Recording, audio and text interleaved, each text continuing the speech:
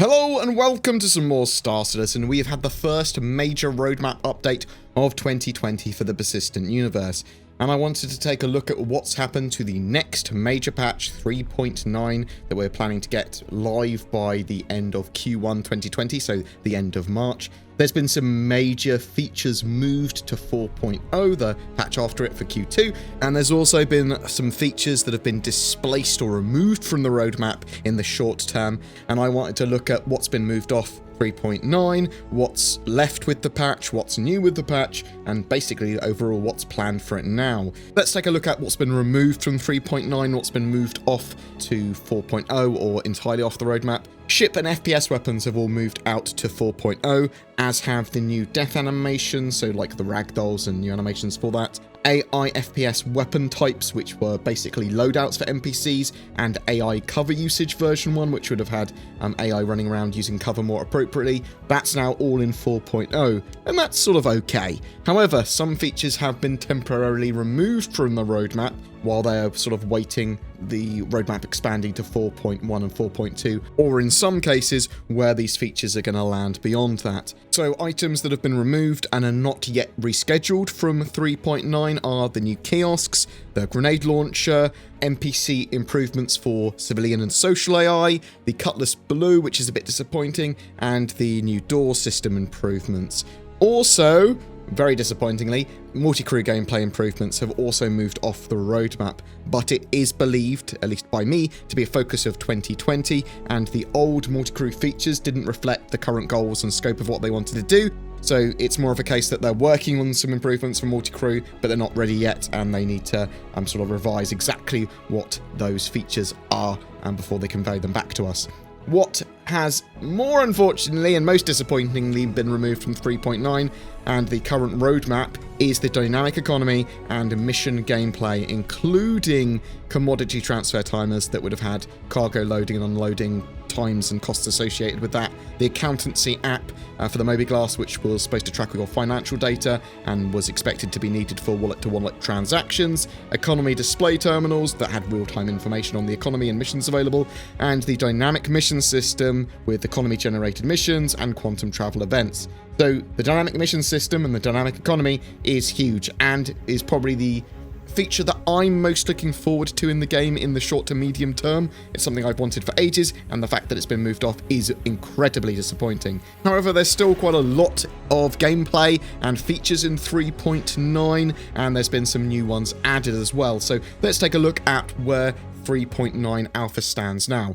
They've got expanded law system and prison gameplay mechanics here. So when you have an appropriate crime rating and you die or surrender within range of security forces or bounty hunters, you will spawn at a prison is the idea. In order to allow players to be arrested without losing their lives, you can surrender when security forces request you surrender by sort of like coming to a halt and powering down your ship. The NPCs will somehow arrest you then, and it says they will come aboard your ship and arrest you, but I'm assuming that will be done via some sort of just like fading to black or whatever in the short term, and they will impound your ship if it was owned by a criminal, which is good to know, but you'll also get teleported to a prison if you've got an appropriate criminal rating. Players sent to prison will be spawned at Klesher Automated Prison on Aberdeen, a moon of Hurston. The prison is owned and operated by Klesher Rehabilitation Facilities, a private corrections provider.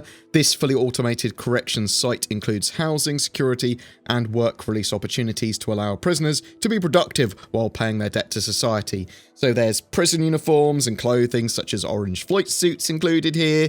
There are prison-focused missions. Some have been discussed about like having you break someone out of prison, breaking out of prison yourself, but they could also include taking supplies to a prison or hunting down escapees. But there's going to be prison-focused missions in some sort of aspect of 3.9. The prison gameplay loop for players in prison is actually reasonably in-depth. So prisoners have a debt of merits that they must pay off before they are able to leave prison.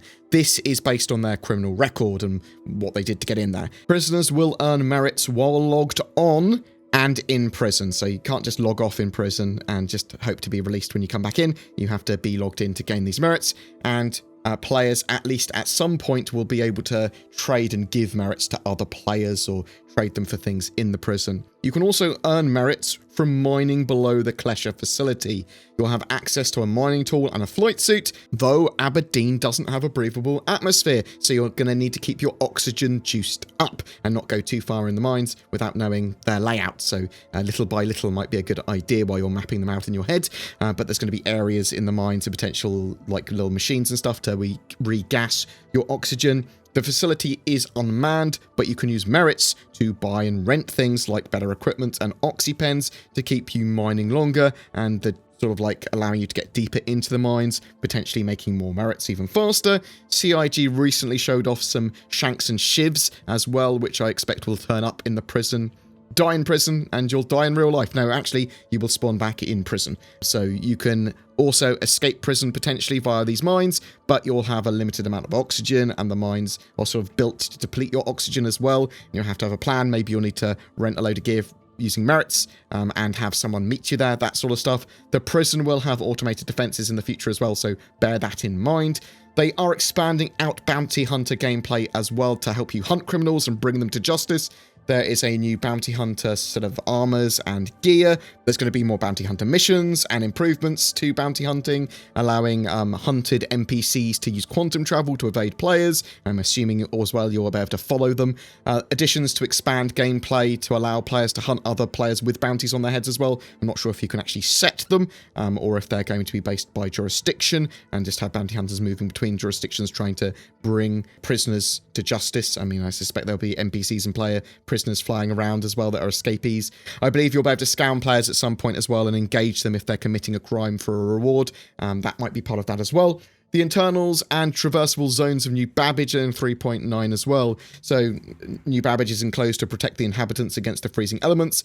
It's a major social and economic trading hub on Microtech. It features Microtech's flagship store, but it also has lots of smaller shops and tech companies around there as well that you'll be able to visit. You're going to see a spaceport, a transit system, and the New Babbage main area with shops, new clothing, and armors suitable for the zone as well. And there's an interactive hologram and bits to do there. There's a new mission giver there, Eddie Parr.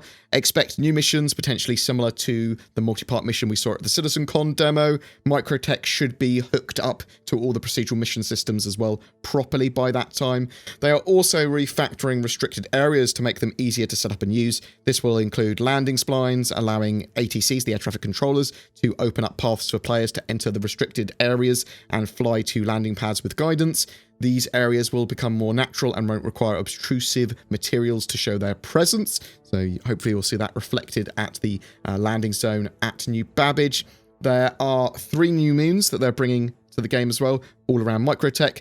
Calliope or Calliope, or however you pronounce it, Euterpe and Clio. One of the moons is largely ocean, another largely frozen ocean, and these are going to be a good test of the planetary V4 tech at a large scale for those types of biome.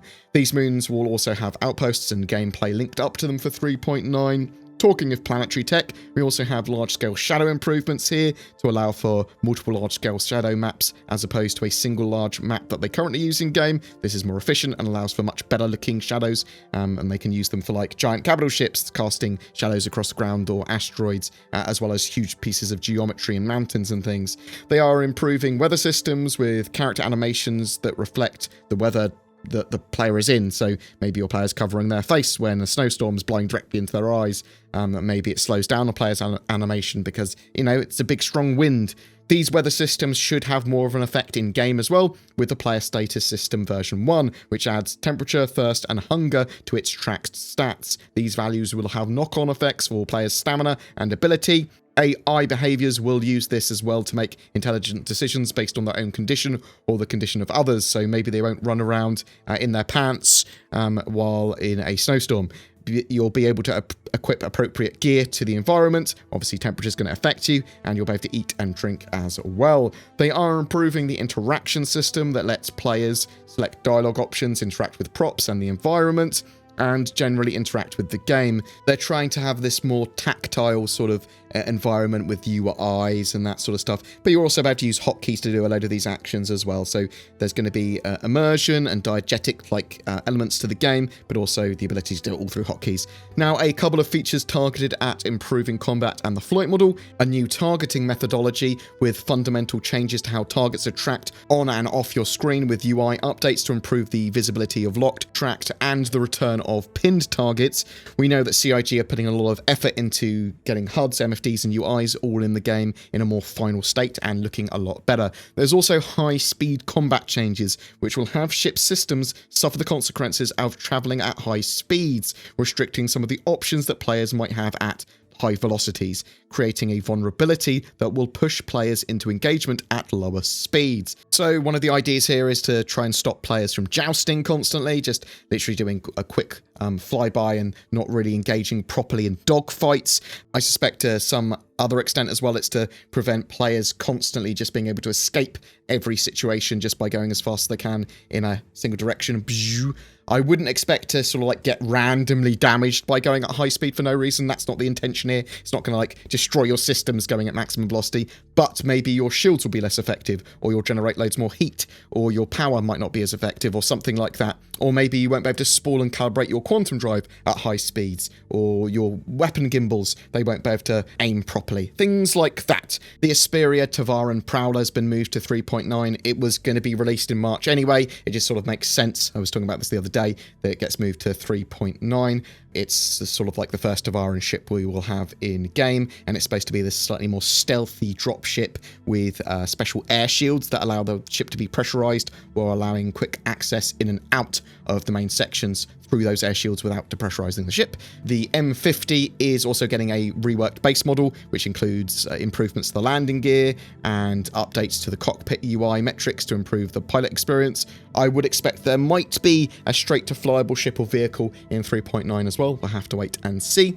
There is some pretty big ship AI improvements with 3D navigation and collision avoidance stuff, the system to correctly handle collision avoidance between moving entities. The idea is to provide a system that can allow AI entities to avoid others and other objects with their environment, other ships, all that sort of jazz. The system considers the projection in time of the position of the agents, their size, and their target velocity, and provides a steering command that is as close as possible to the original intention of each agent. So ships that think they're going to hit each other don't just immediately move out the way from miles and miles and miles away, though they might when they evolve this tech, but they will sort of like comfortably swerve from each other with enough space to do so, I think is the idea there.